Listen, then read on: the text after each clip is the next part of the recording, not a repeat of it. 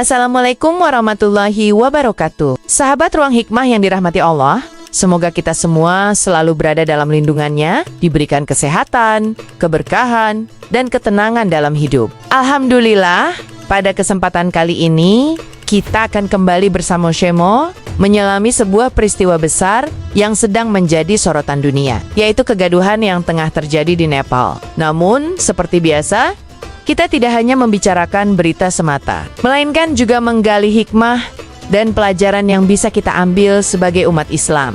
Sebelum kita mulai, jangan lupa untuk like, comment, share, dan subscribe channel Ruang Hikmah. Dengan cara sederhana ini, sahabat semua sudah ikut membantu menyebarkan kebaikan dan memperluas dakwah. Karena setiap ilmu yang kita sebarkan, insya Allah akan menjadi amal jariah yang terus mengalir pahalanya, meskipun kita sudah tiada. Sahabat Ruang Hikmah yang dimuliakan Allah, Nepal adalah sebuah negara kecil di kawasan pegunungan Himalaya, terkenal dengan pemandangan indah, pegunungan tinggi, dan keragaman budayanya. Namun, di balik keindahan alam itu, ternyata ada kegelisahan besar yang kini mengguncang negara tersebut. Ribuan orang turun ke jalan. Mayoritas anak muda menuntut keadilan, kebebasan berbicara, dan hak untuk menyampaikan aspirasi. Kegaduhan di Nepal ini dipicu oleh keputusan pemerintah yang melarang penggunaan media sosial. Sebuah kebijakan yang dianggap rakyat sebagai bentuk pembungkaman suara. Bayangkan, di zaman modern seperti sekarang, ketika media sosial menjadi sarana komunikasi, informasi, bahkan perjuangan, tiba-tiba pintu itu ditutup. Tentu saja rakyat tidak tinggal diam. Aksi protes pun meletus di berbagai kota. Bentrokan dengan aparat terjadi, korban berjatuhan, dan suasana menjadi semakin panas. Dunia internasional mulai melirik Nepal, bertanya-tanya apa yang sebenarnya terjadi. Namun, bagi kita sebagai Muslim, setiap peristiwa bukan hanya soal politik atau sosial, melainkan juga tanda dari Allah yang harus direnungkan. Al-Quran mengingatkan dalam Surah Al-Hajj ayat 41, yaitu orang-orang yang jika kami teguhkan kedudukan mereka di muka bumi, niscaya mereka mendirikan sholat, menunaikan zakat, menyuruh berbuat yang ma'ruf, dan mencegah dari perbuatan yang mungkar, dan kepada Allah kembali segala urusan. Ayat ini menegaskan bahwa kekuasaan adalah amanah, dan siapapun yang diberi jabatan harus menggunakannya untuk menegakkan keadilan, bukan menindas rakyatnya. Apa yang terjadi di Nepal seolah menjadi pengingat bagi kita semua, bahwa ketika amanah dikhianati, ketika keadilan diabaikan, maka kegaduhan dan kekacauan akan muncul. Namun di balik itu, ada hikmah yang besar jika kita mau merenungkannya. Sahabat Ruang Hikmah, mari kita mengenal lebih dekat negeri bernama Nepal ini. Terletak di antara dua raksasa dunia, India dan Tiongkok, Nepal adalah negara kecil yang sebagian besar wilayahnya dipenuhi pegunungan. Bahkan, Gunung Everest yang terkenal sebagai gunung tertinggi di dunia berada di perbatasan Nepal. Meskipun kecil dan sederhana, Nepal memiliki sejarah panjang tentang perjuangan, transisi politik, dan perubahan sosial.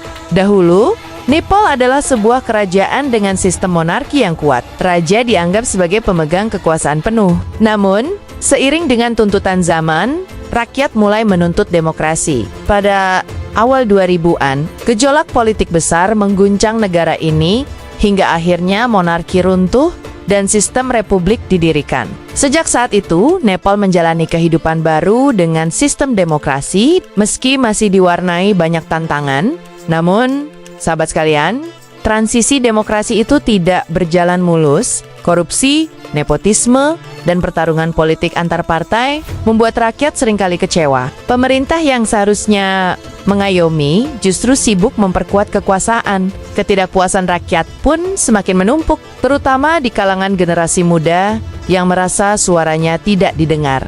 Inilah yang kemudian melahirkan fenomena unik. Pemuda Nepal bangkit, bersatu, dan mulai berani menuntut perubahan. Mereka menganggap bahwa masa depan negeri tidak boleh lagi ditentukan oleh elit yang hanya mementingkan diri sendiri. Generasi muda ini ingin membuka babak baru dengan kebebasan, keadilan, dan persamaan hak sebagai pilar utama.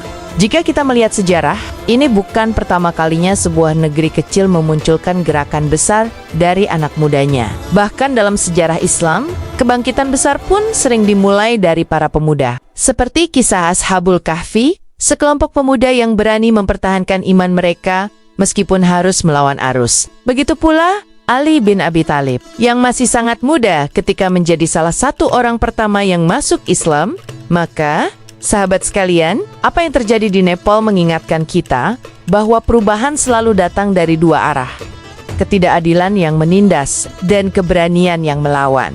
Pertemuan dua hal inilah yang akhirnya memunculkan sebuah gerakan besar.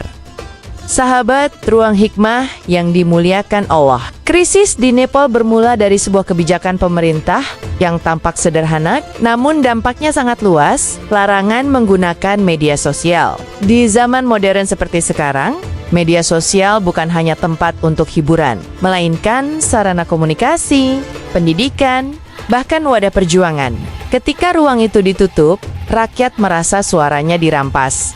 Pemuda Nepal kemudian turun ke jalan. Mereka menggelar aksi damai, namun situasi cepat berubah.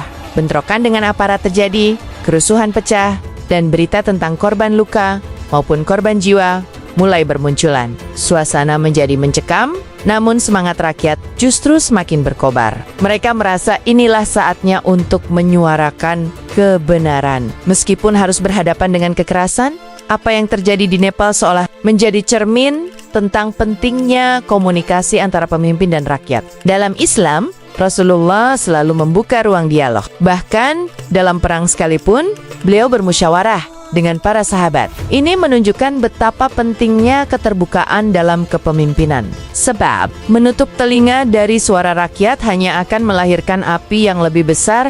Di sinilah kita melihat perbedaan besar antara kepemimpinan yang berlandaskan hawa nafsu dan kepemimpinan yang berlandaskan syariat. Ketika hawa nafsu yang mendominasi, maka keputusan diambil tanpa mempertimbangkan maslahat rakyat. Namun, ketika syariat menjadi pedoman, maka setiap langkah pemimpin adalah untuk menjaga keadilan, kesejahteraan, dan persatuan umat. Krisis Nepal juga menunjukkan bahwa kekuasaan tanpa legitimasi akan rapuh. Meskipun aparat bersenjata lengkap, meskipun ada hukum yang keras, namun jika rakyat tidak lagi percaya, maka semua itu akan runtuh. Seperti bangunan tanpa pondasi, cepat atau lambat pasti akan roboh, sahabat sekalian. Kita bisa mengambil pelajaran penting dari sini. Kekuasaan sejati bukanlah dari kursi yang diduduki atau pasukan yang dimiliki, melainkan dari kepercayaan rakyat dan ridha Allah. Pemimpin yang adil akan selalu dikenang. Sementara pemimpin zalim meski kuat, akhirnya akan tumbang. Sahabat ruang hikmah, mari kita bandingkan dengan teladan kepemimpinan dalam Islam. Rasulullah adalah contoh terbaik bagaimana seorang pemimpin seharusnya memimpin. Beliau hidup sederhana, dekat dengan rakyatnya, dan selalu adil dalam setiap keputusan. Beliau tidak segan untuk bermusyawarah dengan para sahabat yang lebih muda. Lihatlah bagaimana Abu Bakar As-Siddiq memimpin setelah wafatnya Rasulullah. Dengan kelembutan hati namun ketegasan sikap, beliau berhasil menjaga persatuan umat di masa sulit. Umar bin Khattab bahkan lebih tegas lagi, ketika seorang gubernur melakukan kesalahan, Umar langsung mencopotnya, tanpa peduli apakah dia kerabat atau orang dekat. Inilah bentuk kepemimpinan yang berlandaskan amanah. Bandingkan dengan para pemimpin dunia saat ini, termasuk yang sedang kita saksikan di Nepal. Banyak dari mereka lebih mementingkan kekuasaan daripada rakyat, lebih memikirkan keuntungan pribadi daripada kesejahteraan umum. Padahal, Rasulullah SAW telah bersabda, "Setiap kalian adalah pemimpin, dan setiap pemimpin akan dimintai pertanggungjawaban atas yang dipimpinnya."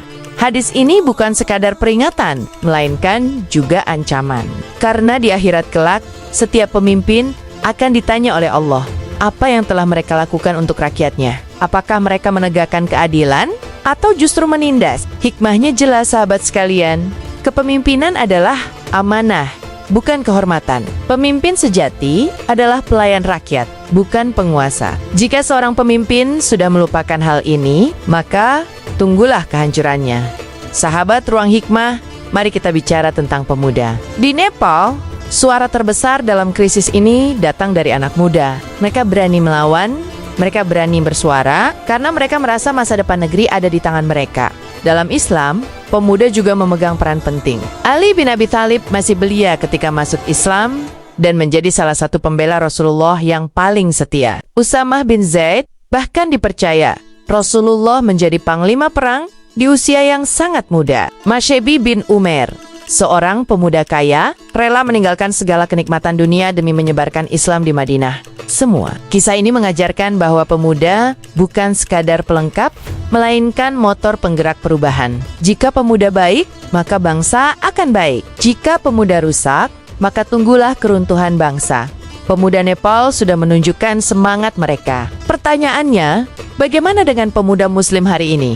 Apakah kita hanya sibuk dengan dunia maya?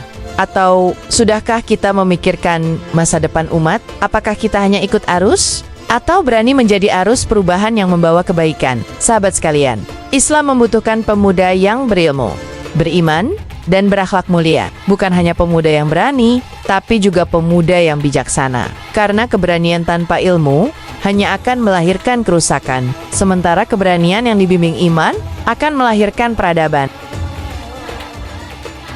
Krisis politik di Nepal tentu tidak berdiri sendiri. Dampaknya merambah ke berbagai aspek kehidupan rakyat. Perekonomian yang sudah rapuh semakin hancur. Harga kebutuhan pokok melonjak, pekerjaan sulit, dan rakyat kecil semakin menderita. Inilah ironi terbesar dari sebuah krisis politik yang bertarung adalah elit. Tapi yang paling menderita adalah rakyat jelata. Anak-anak kehilangan pendidikan, para pekerja kehilangan pekerjaan, keluarga kehilangan ketenangan. Semua ini hanya karena segelintir orang ingin mempertahankan kekuasaan.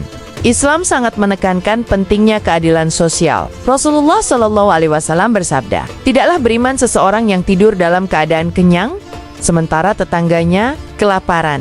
Ini adalah peringatan keras bahwa kesejahteraan masyarakat adalah tanggung jawab bersama, terutama pemimpin.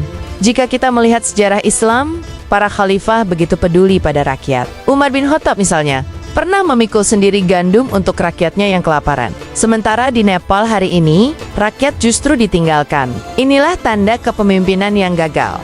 Sahabat Ruang Hikmah, setiap peristiwa dunia bukanlah kebetulan. Semua yang terjadi adalah tanda-tanda dari Allah. Krisis di Nepal bisa jadi ujian, bisa juga azab, tergantung bagaimana mereka menyikapinya. Bagi kita, hikmah terbesar adalah kesadaran bahwa dunia ini fana. Kekuasaan bisa datang dan pergi, rakyat bisa bersatu dan berpisah. Namun yang kekal hanyalah Allah. Jika kita meletakkan hidup hanya pada dunia, maka kita akan kecewa. Namun jika kita meletakkannya pada Allah, maka kita akan selalu tenang. Al-Quran menegaskan dalam surah Al-Anfal ayat 46, "Dan taatlah kepada Allah dan Rasul-Nya, dan janganlah kamu berbantah-bantahan, yang menyebabkan kamu menjadi gentar dan hilang kekuatanmu. Dan bersabarlah, sesungguhnya Allah beserta orang-orang yang sabar." Sahabat sekalian, mari kita ambil cermin dari Nepal. Jangan pernah merasa aman hanya karena negeri kita belum bergolak. Jika keadilan diabaikan, jika rakyat dibiarkan lapar, jika pemuda kehilangan arah, maka krisis bisa datang kapan saja. Sebagai umat Islam, solusi kita sudah jelas, kembali kepada Al-Quran dan Sunnah. Jadikan keadilan sebagai dasar, persatuan sebagai tujuan, dan iman sebagai pondasi. Insya Allah kita akan terhindar dari kegaduhan seperti yang terjadi di Nepal. Sahabat Ruang Hikmah yang dirahmati Allah, dari krisis Nepal kita belajar banyak hal tentang amanah kepemimpinan, tentang pentingnya suara pemuda, tentang penderitaan rakyat kecil, dan tentang betapa rapuhnya kekuasaan tanpa ridha Allah. Semoga kita semua bisa mengambil hikmah, memperbaiki diri, dan terus berdoa agar negeri-negeri Muslim tetap dalam lindungan Allah. Jangan lupa untuk like, comment, share, dan subscribe channel Ruang Hikmah agar dakwah ini terus berkembang, menyebarkan kebaikan, dan menjadi amal jariah bagi kita semua. Wassalamualaikum warahmatullahi wabarakatuh.